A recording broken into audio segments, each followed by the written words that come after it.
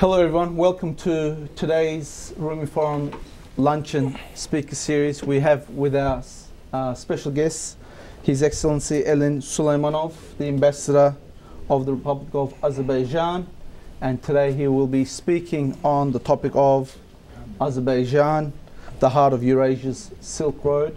Could you please welcome him? Thank you. Thank you, Mr. Ambassador, please. Thank you, Mr. Chelik, and thank you to the Rumi Forum for putting up this event. Thank you very much. I appreciate that. Welcome. I'm grateful for all of you being here today. I hope this works. And I appreciate all of you spending this afternoon with us talking about Azerbaijan. That's a great honor. I would like to acknowledge the presence of our guests from Azerbaijan. We have a delegation of the state-owned company of Azerbaijan led by Vice President Khalik Mammadov, but even more importantly, I will be speaking under watchful eyes of the most eloquent and outspoken member of Azerbaijani parliament, Mr. Asim Molazadeh here. So, and I will just ask you to correct me after I speak, not during my speech. It's good to be here, and I think the subject of today's conversation, I think, is a very important one, because just as so many things have changed throughout the years, of course, the notion of Silk Road has expanded far beyond silk. Mm-hmm. Today we talk about energy, we talk about transportation, and I think it's a vital artery for global affairs. If you look at what happens in the world today, this east-west corridor, which is a fundamental part, the basic part of the ancient Silk Road, remains a strategic communication line between East and West. Azerbaijan has always been a very central part of it. If you look at it historically, that's true. But also, even in 1998, the Republic of Azerbaijan, then under leadership of President Aliyev, hosted a Silk Road summit which brought together 32 heads of states and international organizations to Baku to discuss the newly established project, which was Trasika, Transportation Corridor, Europe, Caucasus, Asia. And that very much speaks for what Azerbaijan's perception is. We understand that in order to succeed for us, we need to live in a successful region. We cannot succeed without the region around us. And I think that is very much true from the very beginning of the Azerbaijani political vision. It's a vision which was established by President Aliyev. It is now implemented and actually strengthened and expanded by President Ilham Aliyev when we look at regional projects, not only as the way to gain money, not only as the way to improve conditions in Azerbaijan, which they have, but also to reach out and build a more successful region as a whole. And that's, I think, is inevitable. If you look at Azerbaijan's position, where is Azerbaijan located today? You have major fault lines of Christian and Muslim civilizations, you have fault lines of Sunni and Shia perceptions, you have fault lines of Turkic and Slavic words, Turkic and Persian words, all together, coming together, they all come together in Azerbaijan. So Azerbaijan is diverse by definition. It's unique in a sense that it's located in the area where they all come together. So the perceptions of inclusiveness, tolerance, and regional cooperation are natural for us. How do we do that? How do we implement that? If you look today, what Azerbaijan has done since restoring its independence in 1991, what you will see is that there was a clear-cut approach on integrating Azerbaijan into the international community. Perhaps the peak of that came in 2000, late in 2011, when the Republic of Azerbaijan was elected as a non-permanent member of the United Nations Security Council for the years 2012 and 2013. Now think about that. A country relatively small as Azerbaijan, so 9 million people, 20 years of independence, and yet 20 years of membership in the United Nations, and we become the member, which is a big achievement for Eurasian nations. In fact, it got to the point where so many of our colleagues would come up to us and say, how did you manage to do that? Azerbaijan becomes a textbook example of how you succeed in projects like that. When you look at our region as a whole, what you understand is that we partly can look back at what happened in Soviet years. And that Soviet heritage informs our common issues, common problems, common challenges we faced up until 1991, and later on, of course. Mm-hmm. But much of the difference among the countries of the former Soviet Union today is a result not only of the heritage of the Soviet Union, but also of the decisions made consciously in the capitals of those respective countries. So that's why you have different countries in a very different outcomes, but they basically come from the same background, from Soviet background. The decisions made by the government of Azerbaijan from the very inception of our independence are very simple in a way. It's pursuit of national interest of the Republic of Azerbaijan as an independent, pragmatic nation, based on the national interest as perceived by Baku. Now that's a very important point. I'll try to reaffirm that. Whatever decisions are made, political decisions are made by Azerbaijani government today, yesterday or today, and hopefully in the future, are not made because they were suggested by someone else. Not because they're in the interest of someone else, but because they're in interest of the Republic of Azerbaijan as perceived in Baku, not as perceived somewhere else. That emphasis on that may sound a little bit strange, but in our region where nations are only 21 years old in terms of independence, that's a very significant issue. And I would argue that not every country in our region have followed the same pattern. Had everybody followed that pattern of pursuing the interests of their own people, of their own nation, many of the conflicts we have today would not have been emerging as a result of it. So one of the decisions was made to pursue energy development in the region and open up region to become the major hub of energy. So early on, in 1994, we signed an agreement which was called the Contract of the Century. It's the single largest investment in the former Soviet Union. It was signed in 1994, September 20th, between international major oil companies and the Republic of Azerbaijan. The decision to do that was aiming at opening up the region, which showed a very interesting point. It's not the resources that you have, but how you use them.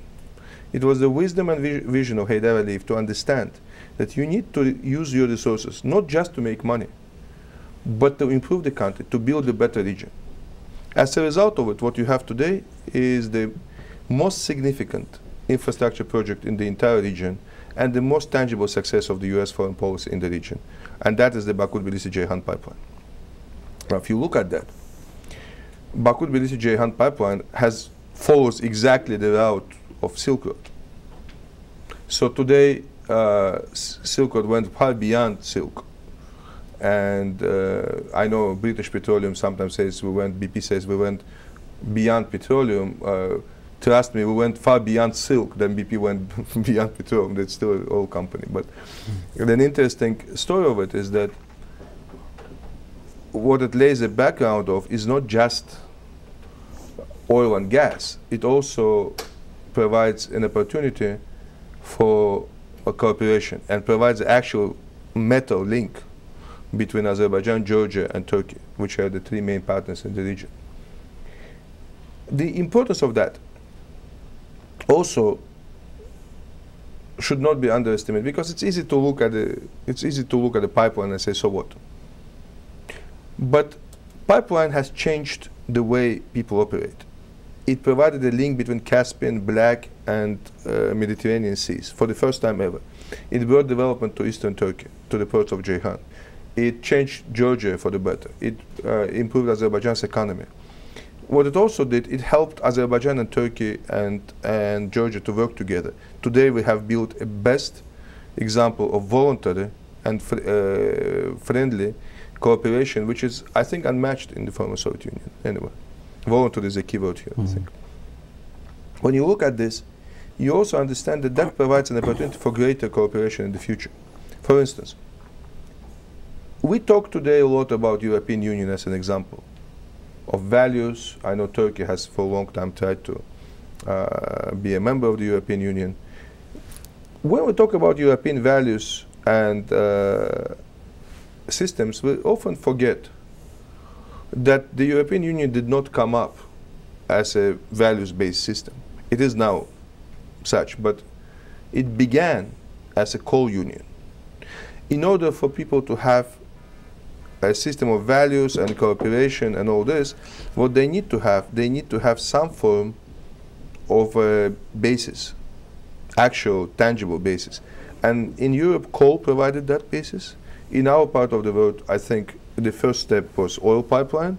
The next step, obviously, is now the southern gas corridor, something which is of strategic importance to the whole region. And I am actually very glad to see that both the U.S. Secretary of State, Hillary Clinton, spoke about that in her presentation. And just a couple of days ago, the US-EU Energy Council has made a strong statement in support of the Southern Gas Corridor. Southern Gas Corridor, of course, consists of to a great degree, of a very ambitious project called TANAP, the Trans-Anatolian Pipeline, which is supposed to bring the Azerbaijani Caspian gas, natural gas, to the shores of Aegean Sea, or basically to the western shores of Turkey, and from there to be a key part of Turkey's and Europe's energy security. Now, TANAP is also indicative in something which I think is important. For the longest time, the issue of energy security, gas and all this had been discussed in Europe and other places. People keep talking about this and nothing happened. So Azerbaijan and Turkey and Georgia, but mostly in this case Azerbaijan and Turkey, I think the key agreement was between President Aliyev and Prime Minister Erdogan, got together and decided to build a pipeline which provides energy security to Europe and provides a major European and regional infrastructure project, basically expanding the idea of Silk Road. Now that's very important because Azerbaijan does not just ask for somebody's help. We act on our belief. If we believe in something, we act on that. I think that's very important as well.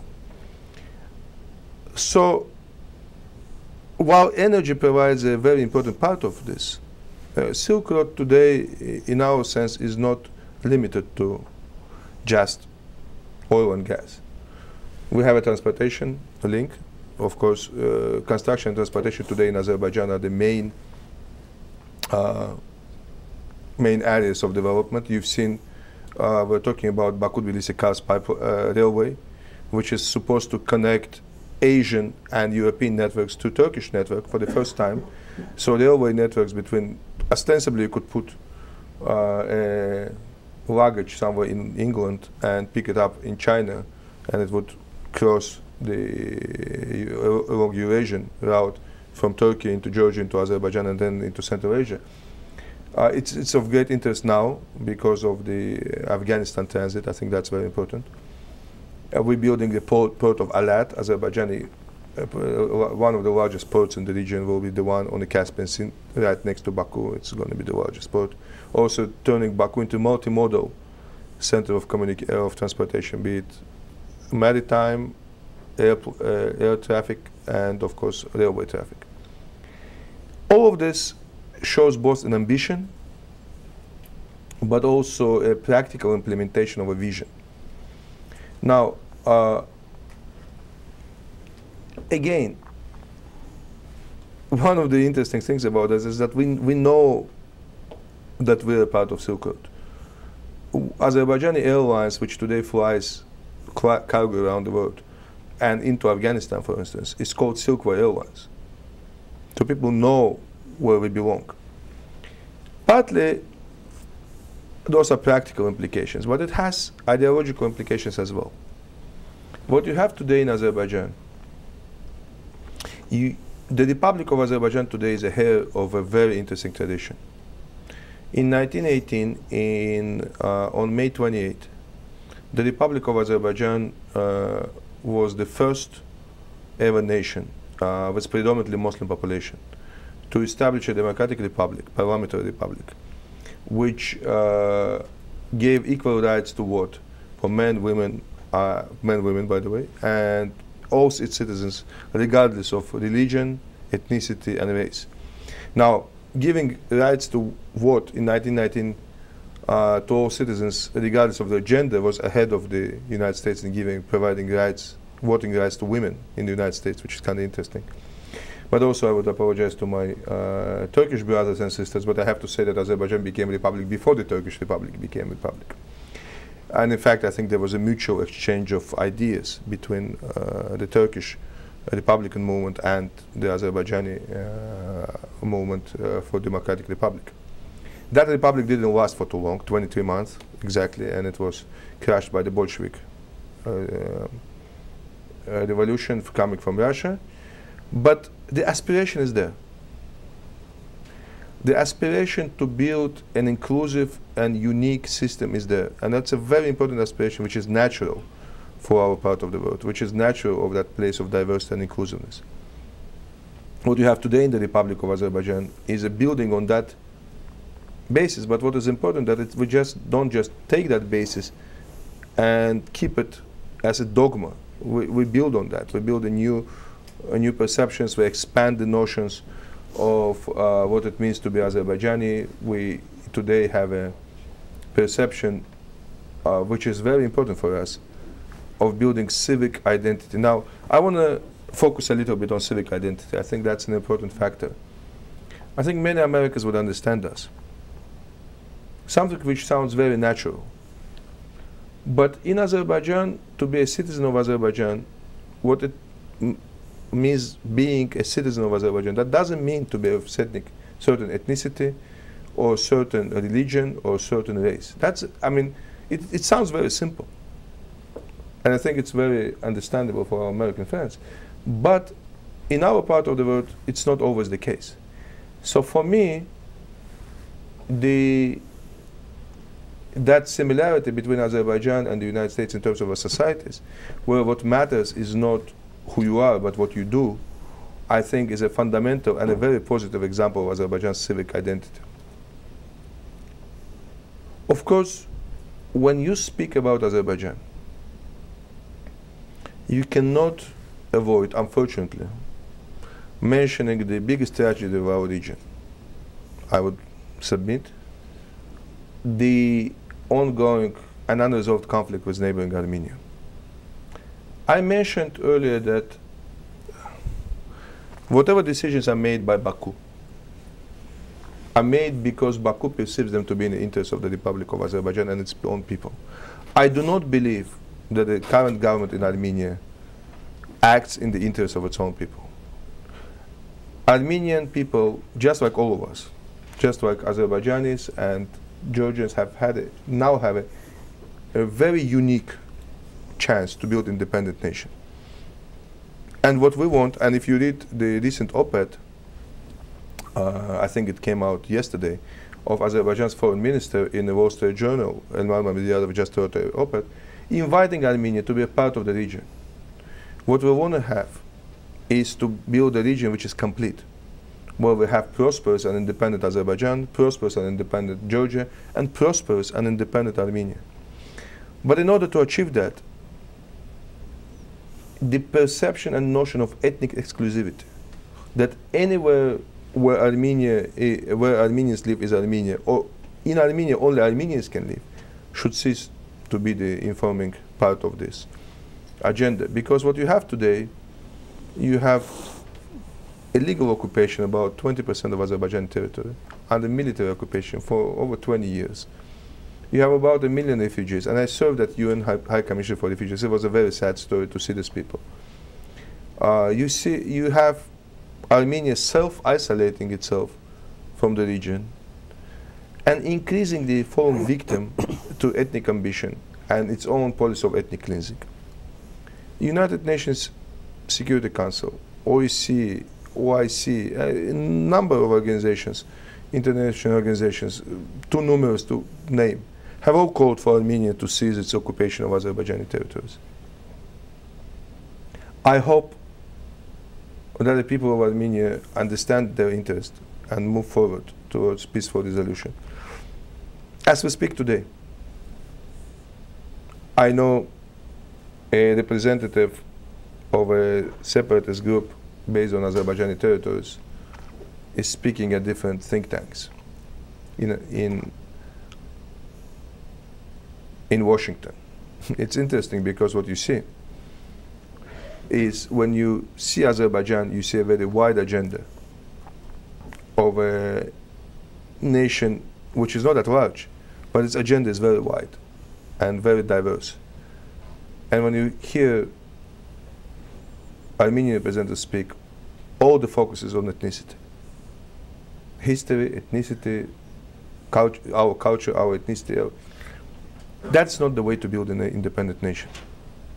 That's a good way to build an ethnographic museum, perhaps, but not a nation. And we want to build a region which is future-oriented, not past-oriented. Not a region which has narrow perceptions, ethnicity-driven perceptions, but rather the region which is inclusive and cooperative in its nature. Now, I don't want to talk for too long, so I'll be happy to answer any questions you might have. But I think it's important to look at our region and to look at Azerbaijan as a very integral part of it. Because what you have in Azerbaijan is a country which is, by accident of geography, is located in a very crucial juncture of global affairs, but also which, by the decision of its leadership, is willing and able to act, to use that and implement that, utilize that location in order to do good and to help the region to come up. There are many issues which are facing us. Azerbaijan is the only country in the world which borders both Russia and Iran. No other country in the world borders both.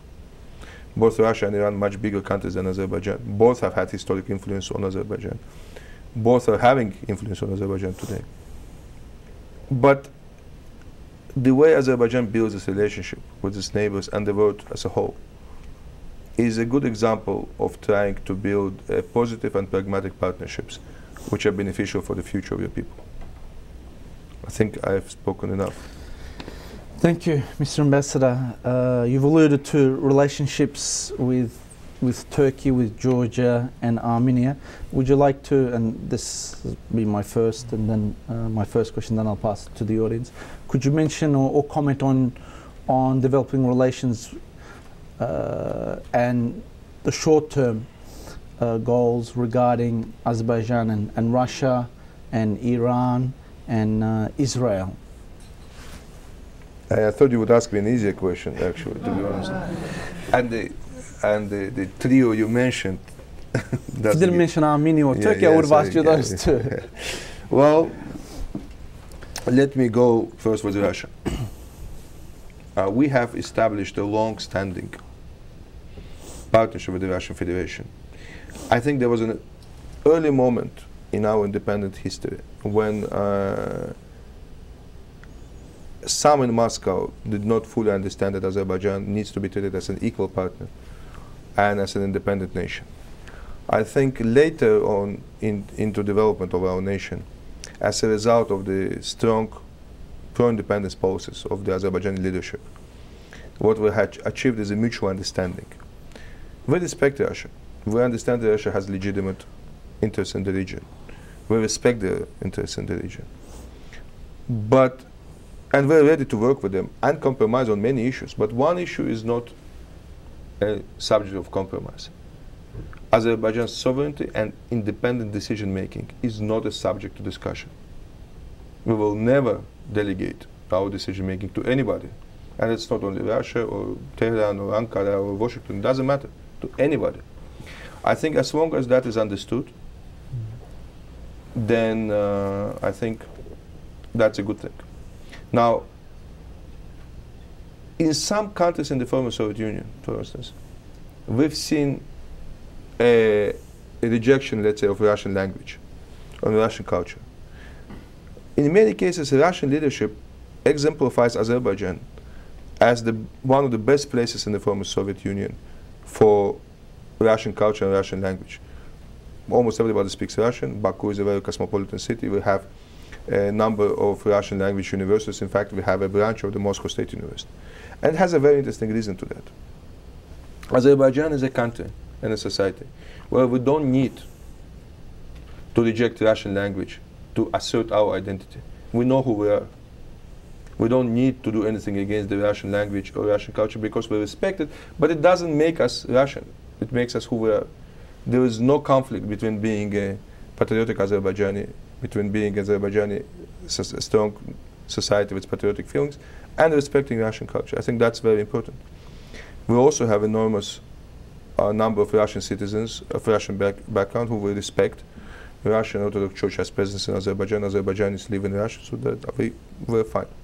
Now, since you mentioned that, let me bring back something. During the presidency of Dmitry Medvedev, he has made a very interesting push towards helping to resolve Nagorno-Karabakh conflict. More than anything else, that effort on behalf of the Russian president has made Russia much more popular in Azerbaijan than any involvement on the Armenian side. So if you look at that, Russia still has military presence in Armenia. Russia provides support to Armenia in militarily and all this. We remember that involvement of some Russian forces in the conflict with in Nagorno-Karabakh. But the effort of Mr. Medvedev to help to resolve Armenia-Azerbaijan conflict is what made Azerbaijan, him and Russia, his country, very popular in Azerbaijan. So that's a very good recipe. Actually, maybe unintendedly, he showed how to make one country, any country, positive in Azerbaijan, is to help to resolve conflict. And I think many people in Azerbaijan are still grateful to the Russian leadership for making a genuine effort, even though it did not produce the desired result. Now, when it goes to Iran, we have very strong relationship with the Iranian society. We have built centuries of, we lived together for a long, long time. We have similarities in culture. For that matter, in fact, about 20 to 30 million people in Iran are of Azerbaijani ethnic background, same people, same language, same culture. So of course we have linkages. But the difference is very simple. Azerbaijan is a secular, pragmatic state which sees its interest through the perception of the best interests of its own people. What we have in Iran today is an Islamic Republic. It's an ideological state. That's a choice of the people of Iran if they want to do that. And it's a choice of the Republic of Azerbaijan to live the way we are. And we don't want to interfere with their choice, and we would not let anybody interfere with our choices. As for Israel, Israel is a long-standing partner of Azerbaijan, one of the first nations to recognize Azerbaijan. We have strong Jewish community in Azerbaijan. We have, it's a 2,500 years old Jewish community. We have strong Azerbaijani Jewish community in Haifa, in Israel. Today, Azerbaijan provides about 40% of Israel's oil supply through Baku Ceyhan pipeline, by the way, which is in this. Israel has found Azerbaijan to be a reliable partner. We have found Israel to be a good economic partner as well, because there was a lot of investment going back and forth. We have a very steady and I think very friendly relationship with them. Thank you. We have a microphone, ladies and gentlemen, so please wait for that. If you can please state your name and affiliation and keep your comments to 1 minute or less, comments and or questions. So I'll take the first question here.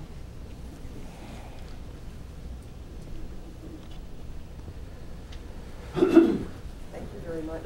My name is Mindy Reiser. I'm a sociologist. I've worked in the Caucasus and in Central Asia, and I'm a member of the board of the United Nations Association here. In terms of the rich heritage of Azerbaijan, you have traditions going back to Zoroastrianism, and of course Islam and Christianity. What advice do you have for the tumult now in Syria and in Egypt, and particularly in Egypt where you have a strong Coptic community as well as a Muslim community? What kind of lessons can the Azerbaijani history teach and help to resolve the tensions? Thank you for your question, and I think the service of the United Nations Association is very commendable. I think it's especially so as Azerbaijan is a member of the Security Council today. We appreciate that. Thank you. It's a tough question. I don't know if we can give any advice at this point. What you have in Egypt and in other places, you have a very, I'd say, rapid transition. Sometimes takes violent terms, unfortunately. There's a very strong element of ideology, and whenever there is such, there is always a problem. On one hand, that is a concern. On the other hand, Coptic community in Egypt has been there for centuries, perhaps long before even Christians came to Azerbaijan. So I don't know if I'm in a position to give any advice on that. I mean, they have done quite well in terms of protecting their heritage. One thing, though, which your question implies, and I think it's a bigger question, is whenever there is a change, whenever there is a movement of transition, we need to think not only about cheering up that process, but also about the consequences those processes may bring. Maybe because I'm a citizen of Azerbaijan, I have an inherent suspicion of anything which is too ideological. And I mean, we've seen revolutions in our part of the world, 1917, 1979. In both cases, there are still attempts to overcome those outcomes of those revolutions. So we need to be, I would say, careful by not letting ideology to be injected into any movement, which could be very legitimate by its own nature, but should it have ideological elements, it could produce undesirable outcomes, including repression and violation of minority rights. Thank you. We had a question at the back, then here at the front. My name is Farzan Ilic. I lead a project, peace building project called Visions of Peace. And I want to go to the Armenian question. I think if we solve this one problem before we leave today, we can say we have achieved something significant. All the previous attempts at this problem, solving this problem, has failed. Would you think that there may be time for a fresh perspective and engaging new actors to bring a completely different approach to this? And particularly on the diaspora issue. Because in some ways, maybe Glendale, more important or bigger problem than either Yerevan or Baku. So taking a multifaceted approach, do you think there's a possibility for starting a new track that could bring the mechanics to this problem that would be innovative and creative? So you're right. If we resolve the conflict, I might just resign from here and go home. So that probably would be a good thing. Well, however, I'm not sure what you refer to as one problem, because I didn't fully get that. I would also argue that Baku is not a problem in this particular case. It's more Glendale and Yerevan. But probably some couple of other capitals in the region. But let me put it this way. What is the problem we're looking at? In terms of Azerbaijan, the issue and the problem is extremely simple. It's an illegal occupation of Azerbaijan territory by a neighboring state. It's not an ideological problem. It's not that we like Armenians or dislike Armenians.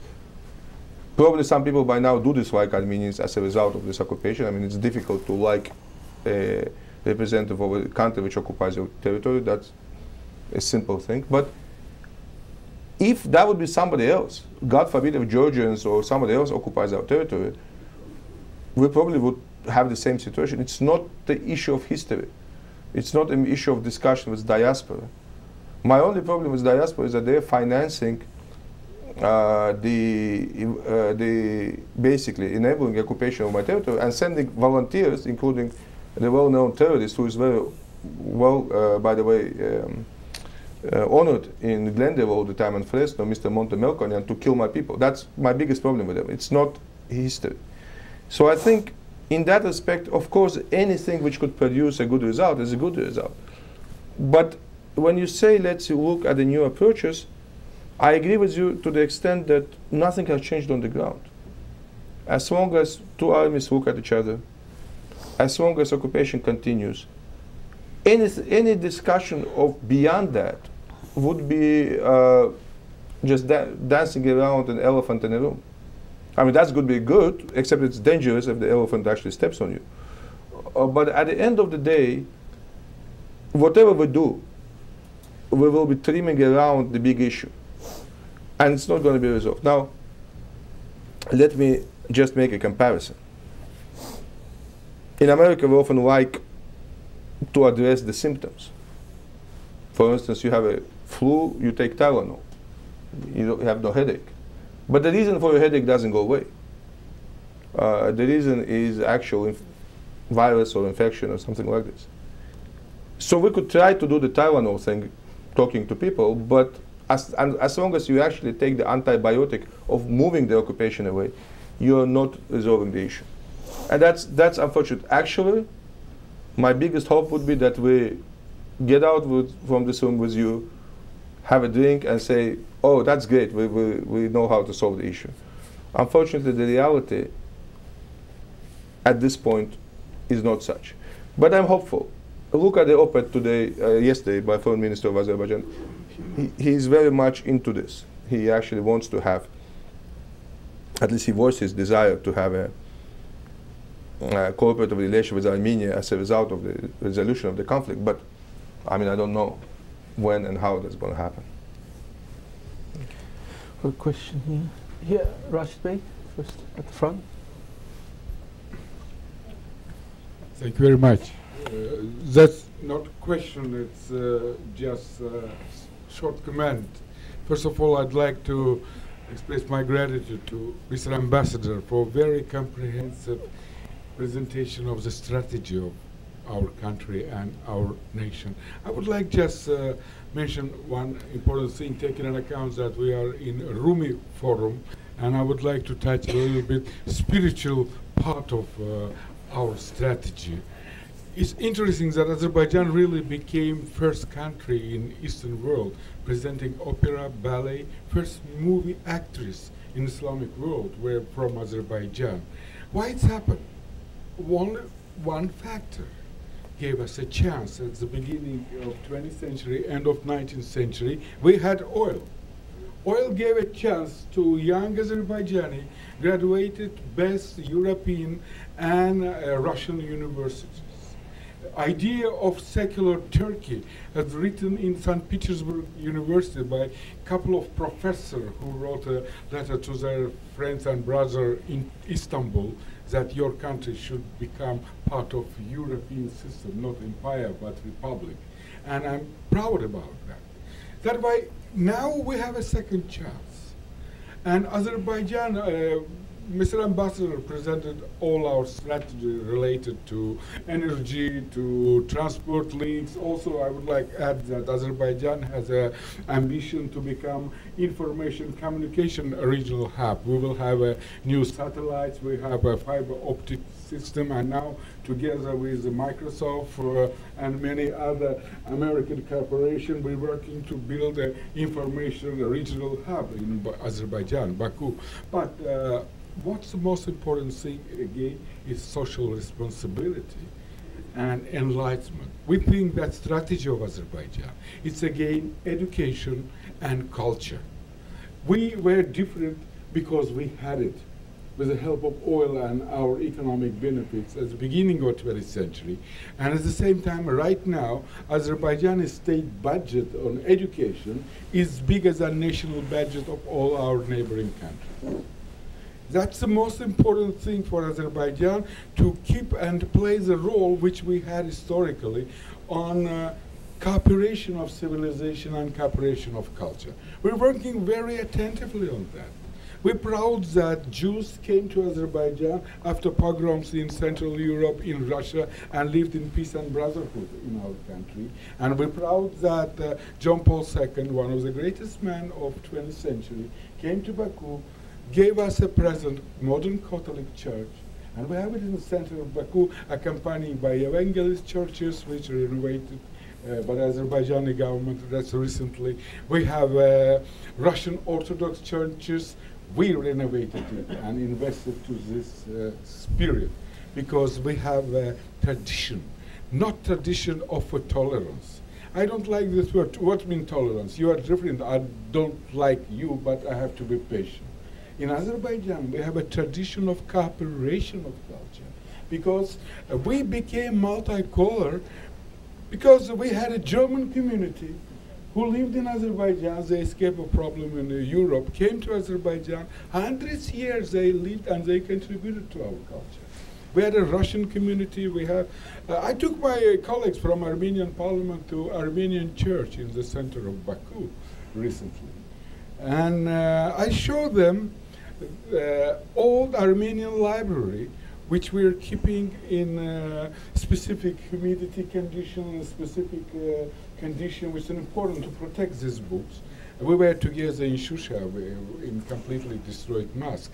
And when we came together to Baku, they saw it, they said that yes, we have to work and restore all this tradition which we had in Azerbaijan, cooperation of different culture, cooperation of different religions, different culture, and one of the biggest goals for Azerbaijan state right now is to give a chance to our kids in Azerbaijan have better education than in Western Europe, have better chances for social protection, and a human factor.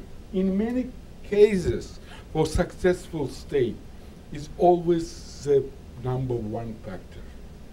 Our citizens should feel that they have chances to develop their culture, all their ambition, and have the best education in the world. We're working on it, and I think that it will give us a chance again to be a leader of system of Silk Road, because Silk Road is not only exchange of trade, goods, energy or something like that.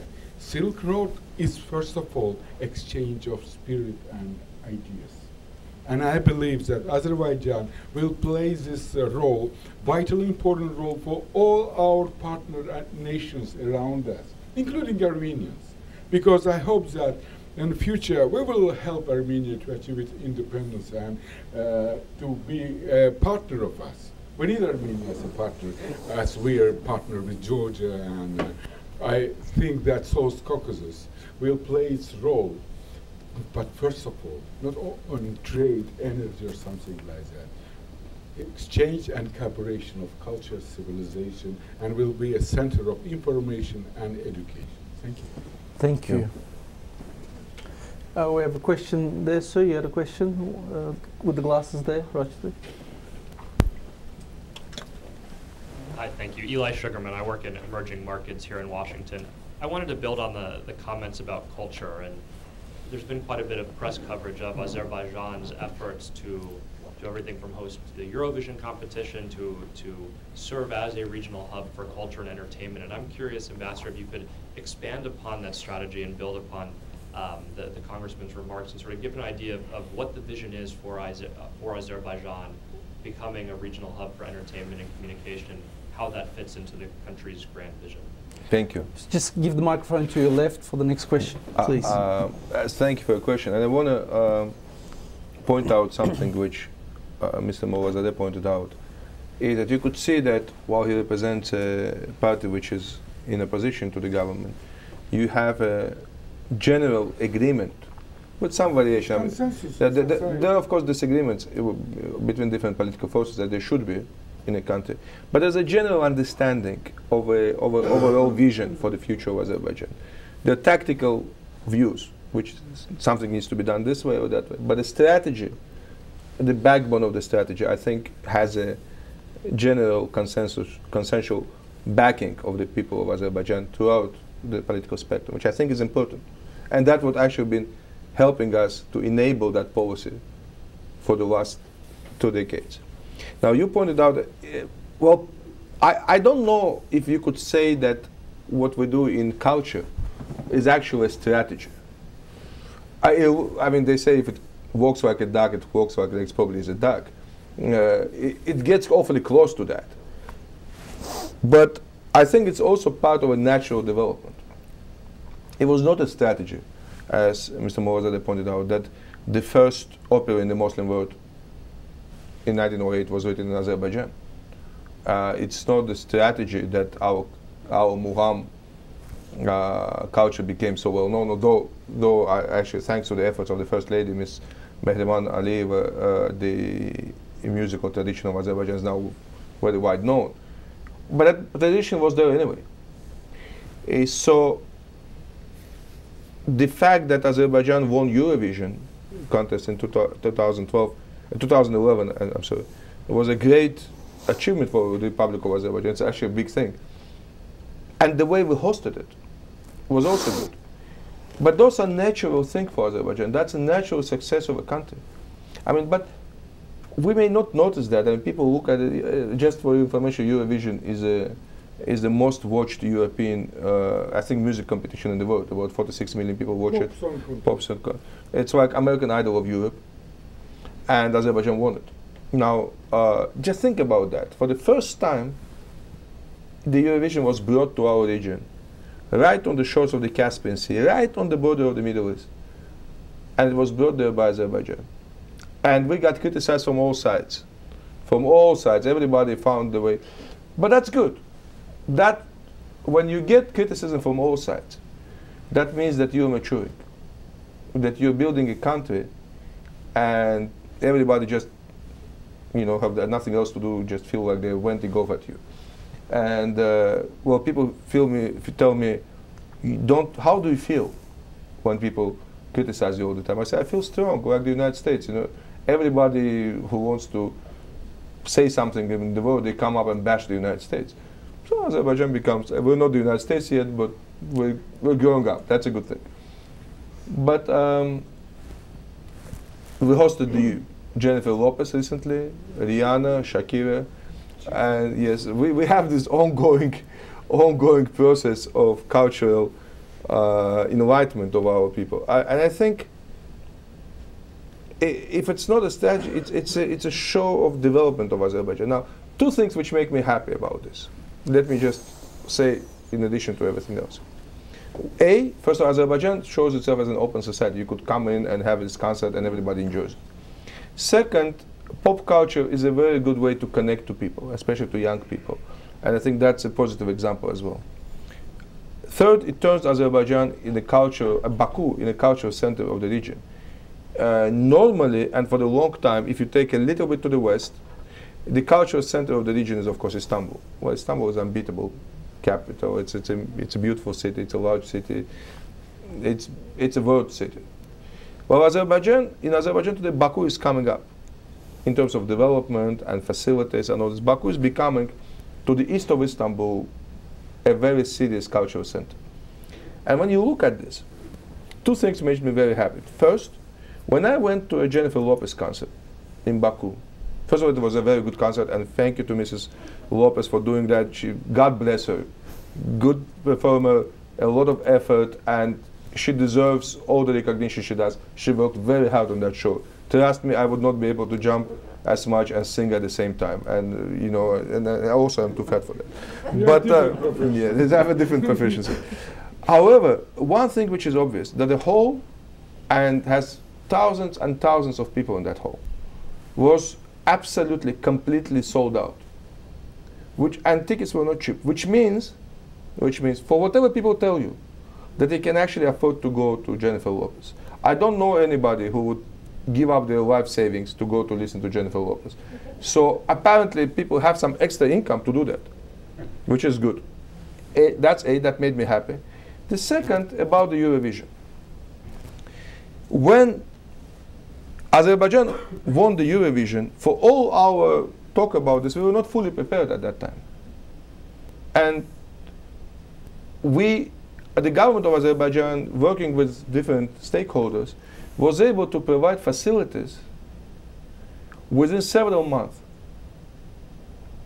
And today, the Crystal Hall where the Eurovision was held, and then Jennifer Lopez sang and others, is one of the most modern and the best facilities in Europe in terms of music venues, performance venues. Think about that.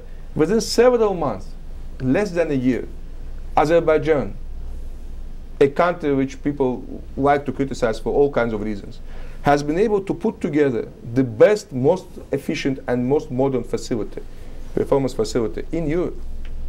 Now think what we can do. If we do that for Eurovision, if we do this for Mrs. Lopez, trust me, when it comes to more important issues like resolving Karabakh conflict, we could do much more. That's an indication that when Azerbaijan wants something to get done, we get it done. And we do it well. And I think that speaks for itself. And so culture issues here are the icing of the cake. But we shouldn't forget about the cake itself. Aliyev?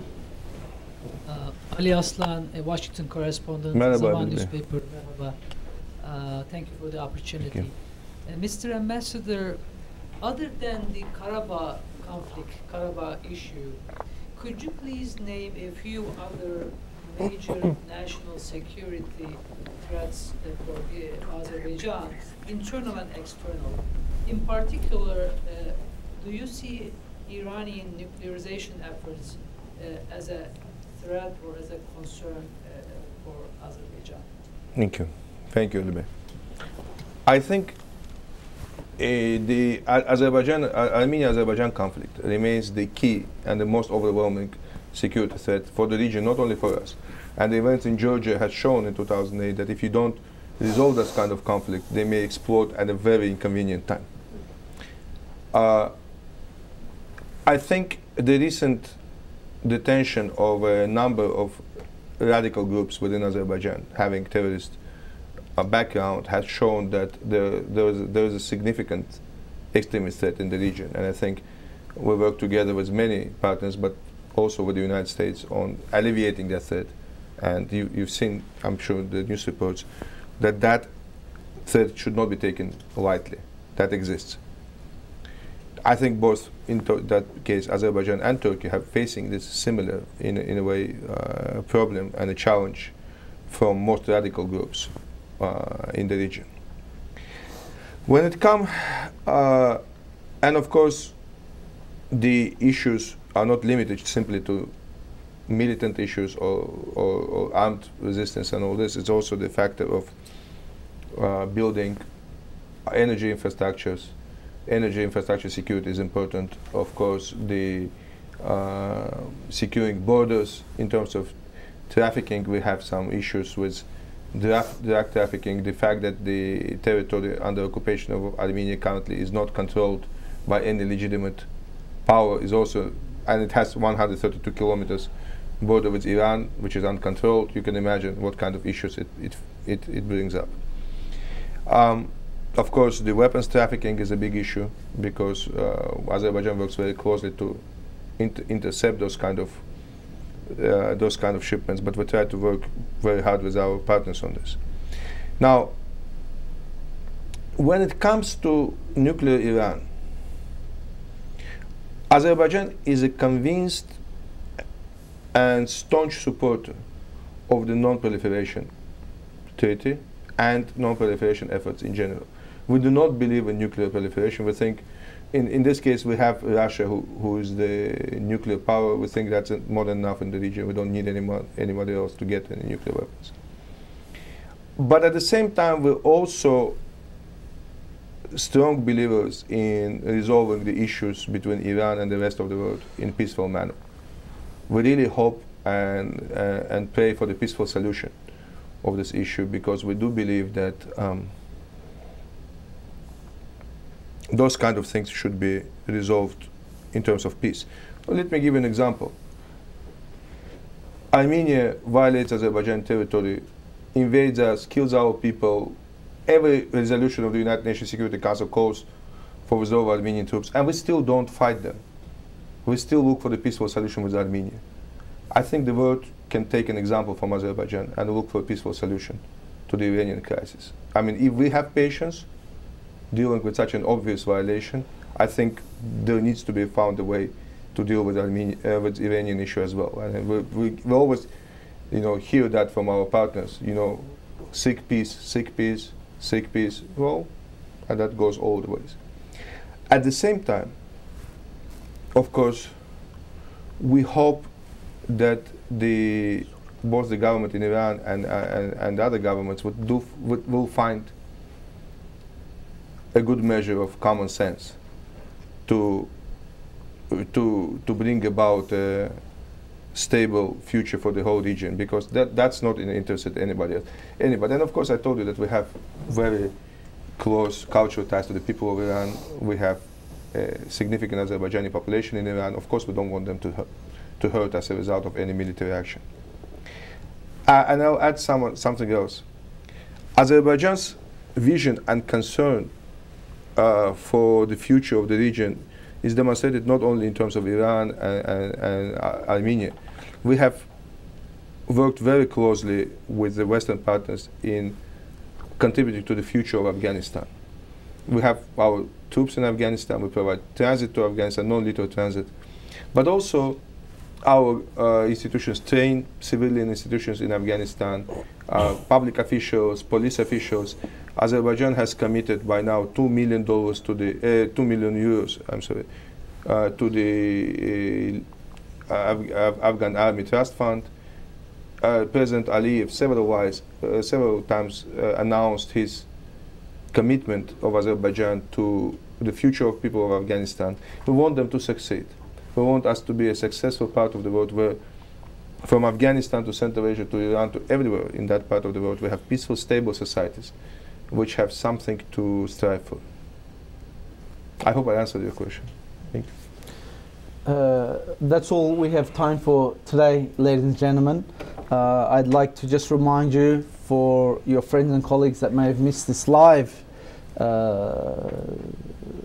luncheon, we go to broadcast on 4 stations in Washington, D.C., Maryland, Virginia. You can, of course, follow us on Twitter, Facebook, our blog, and YouTube as well. So in the next few days, this video will be on our YouTube channel as well. Could you please join me in thanking Mr. Ambassador? Thank you.